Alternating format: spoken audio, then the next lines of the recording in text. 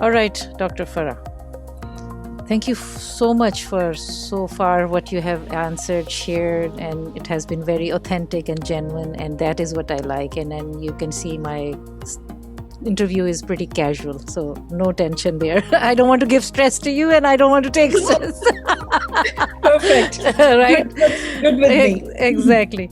So what is wealth in your experience? Experience is wealth. Oh, nice. Excellent. Every memory, every moment. Nice. So I always say, starting today, what memories are you going to collect? What moments you are going to create? And what memories are you going to collect is going to be your wealth. Excellent. Thank you. And what is the value of gratitude in your life? Everything is gratitude. As soon as you open your eyes and can see the world, hear the birds, breathe, get up, have a house, can pick what you want to eat today. I would say shower too. I think you wanted to say that. I would say shower is a luxury. It is. Because Yeah. if you, if ever anyone has experienced that they, for some reason, couldn't shower. Yeah, then that problem. And then Texas, people didn't have exactly. water for. And then when you do it, it's like, oh God, what a blessing. Because you take it so much for granted. Yeah. Everything is a blessing. Gratitude. So you are in gratitude. Always. What makes you get out of the bed every day? Is it like, oh, I don't want to get out? Or is it like, oh, I'm going to go for another day? My work. It's your attitude. Okay. My work. Yeah. My purpose. Okay. I think I have realized early on is pain is inevitable. We spend so much time in life, invest in so many things to avoid pain instead of accepting and learning to cope with. So what I did was I found a purpose in my pain. And that completely changed my relationship with it. I think we focus so much on creating pleasure rather than happiness. When we buy these designer stuff or big houses or go for, we are actually seeking pleasure. Happiness can be found in a cup of warm tea or hot tea. Hot tea, not warm tea. Hot tea. With a good friend. Pleasure could be seeing a smile on your kid's face. Happiness can be found in healthy kids. Cup of tea. It's yeah, that's true. Small, simple, everyday things can be. Yep. I'm finding happiness talking to you today, honestly. Absolutely. I am so thankful for this, these moments. And this is the present we are here. And I hope this will serve in invaluable ways for people who will hear something. And this is my goal. Someone somewhere will listen to our conversation or part of it and get something out of it, inshallah. Hopefully. Yeah. Okay, so I assume that you have a lot of value of time. What is the value of time for you, doctor? Time has to be considered as a unit of money. Like we plan, budget, and save our money, we should be doing that with time, actually. Okay. So what do you mean by that exactly? Yeah, can you explain I'll tell you. Bit? Yeah. So my time in a given day, I have to divide it, right? Like you would, let's say you start the day with $100 and you decide like, what is my need? What needs to be done? And then maybe I'll buy something just for my happiness or pleasure. So, that's the way I approach every day.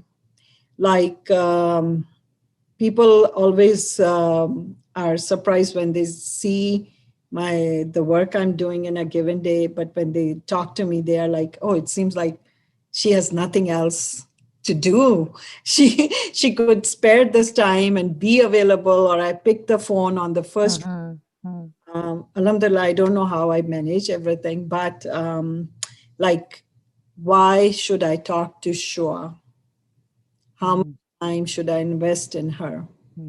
Why am I doing it? Is like you know how you are conscious about. So you mindfully are investing that time. Then this is my time with my kids. This is time for myself. It's the time for my work.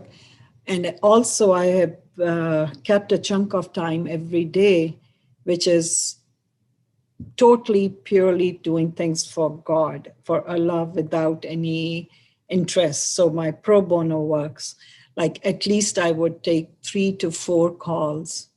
It can be can be globally, somebody reaching out for help, or here in my community or Islamic center calling me for something. But that's purely without expectation, without getting anything in return, just my work. And that's my commitment to myself and to God, that a chunk of my day would be for that work. Then a chunk of day is committed to my kids. Then, of course, my work. But during all this, there is a piece, just a time for myself. So what I'm trying to say is you have to budget it. You can't time. So it's you are not going to get this day again. But every day is a new opportunity. I recently had a birthday and I put my age there, like, oh, I turned 58. I turned 58. Oh, okay. Close to me. Somebody said, why would you put a number? I said, because this is the first time I'm 58. Exactly. Yeah. So Why not to cherish it and be proud of it? Yeah. It's a new age for me. Yeah, that's and true. so that's how I approach every day, is a new opportunity to do something worthwhile, meaningful, do something fun. Yeah. Excellent. I want to say something here. Women, I'm addressing to women who try to avoid talking about their age. I think we can learn so much from Dr. Farha. I honestly want to say this here, because when I say my age, I have found older women in 70s avoiding telling their age, which I was surprised a bit lately. And of course, any age, and even men, surprisingly. I thought only women did that. Oh, So no.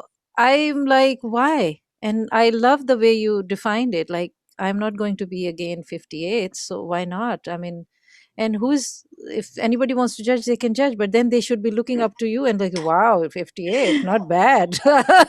gives hope. Sure. So that's good, mashallah. I truly am answerable to God only. And I think that if you understand, I would say that you will be in partially a little more than that in heaven, because it really takes away makes stress. Life so much easy. So much. Yes. I mean, yes, we have to deal with each other. That's fine. Oh, yeah. But, I mean, I do public pleasing. I have to. Yeah, obviously. People. But you're not attached to it, I guess. I'm not attached. Yeah, that's good. It takes time, people. It's not like we are born with it. But I also figured it out, Dr. Farha. I mean, I'm like, alhamdulillah, I'm at a point where neither compliments nor criticism matter. Excellent. I think I have strengths, I have weaknesses. If you compliment me, then you're focusing on my strengths. Yes. If somebody is criticizing me, maybe they're seeing some weaknesses in me, which is fine. I do listen. We are all see if I can. Yeah, of course. Always there are weaknesses. Yeah, excellent. Is this life an illusion for you? Life is very beautiful for me. I Nice. think even in its darkest moments, I have found so much fulfillment, found so much good people around me, support, friendships, even those who are try to harm me or hurt me. I think they contributed to my progress, and so I'm just in a very good place in my life. Excellent. Don't and I when I say good place, I don't have the perfect life. There are always struggles, concern, worries. I'll tell you one more honest thing. I just after before I got to this point, I had a stroke. Hmm. So I experienced a stroke in my right eye 2 years ago. Hmm. And I still have partial loss of eyesight. And in that moment, I was like, I can become really sad, angry, or I can use this and learn that stress is not worth it. Yes. Hmm. Nothing is worth it. And so I don't say I don't have challenges, I don't have struggles, or we are living a perfect life, or no, but fine. Yeah. That is what makes life beautiful. Excellent. It gives you something, it takes away something. And I can summarize it again in religious terms. It's so simple. If you get what you want, then it is shukr. And if you don't get what you want, it's sabr. Very simple life. Yep. Shukran, Samar. Very good. Thank you. All right. Any message of hope? Hope is eternal. Is everything is even they say again in Quran it says that it turns darkest before dawn, and that is the thing I hold on to, is that when we are ready to give up, the light might just be breaking there. But we are so focused on the darkness around us that we can't see the light coming in. That's right. And to me, hope is God is hope. My life, my work, everything Gives you hope. fills me with hope. Okay. Any message of hope for the youth or people today in getting out of pandemic and still in pandemic? What can you tell them to look for so they are not down and depressed? I think biggest thing is, again, don't look at life as that there won't be problems or struggles. But I think also having the trust that in Surah Bakra, they say, we don't put a burden that you can't carry. So have that faith in you that if you continue to persist, and faltering, failing in one thing is not failure, define you. So if you are falling down or faltering or struggling, know that persistence takes you to the next step. So one thing I've learned is nothing makes you successful than consistency and persistence. And look back and you will realize a lot of things you worried about, fear or stress about, which didn't happen. And if they did happen, you prevailed. You overcame them. So you prevailed. That's true. Holding on to that you do have that capacity, that life can throw you curveballs, but you have the capacity to fight it back. And if you do fall, it's not the end. You will find the strength to get up again, believing in yourself and believing in God, spirituality, faith. I think Anything that you believe in. Okay. All right. My last question for you. So, what lights you up? my daughters. Mashallah. Okay, that's nice. Amazing, three, independent, Okay. opinionated. And I love one part of all of them. Their focus always is service. Always focused on whatever careers they pick, routes they are picking, the journey they have chosen. Ultimate goal is to serve. Excellent. Excellent. That's so nice of you. Thank you so much for your time for this segment and for sharing all your experience. I think it was really wonderful to talk to you. I hope our audience, our followers, our new listeners or viewers will enjoy our conversation.